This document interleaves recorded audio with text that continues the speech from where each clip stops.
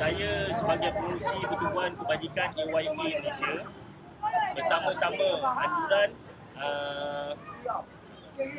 Persatuan Muafakat Jaya Utara.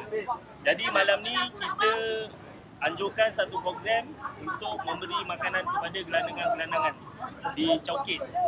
Jadi yang saya nampak ramai gelandangan-gelandangan di tepi-tepi jalan yang tidur di tepi-tepi jalan.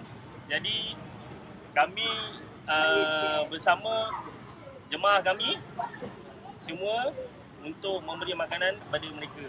Ada seorang makcik, salah seorang daripada gelandangan di kawasan Chowkit. Cuba makcik cerita sikit macam mana makcik berada di sini. Kita datang ni cari rezeki kan. Ada rezeki tak adalah.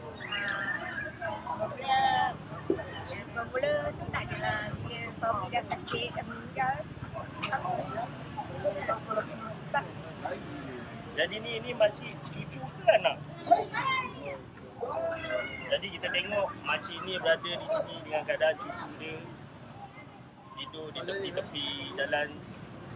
Kita sebagai rakyat Malaysia sama-sama membantu mereka dalam kesusahan. Okey, sekian. Terima kasih.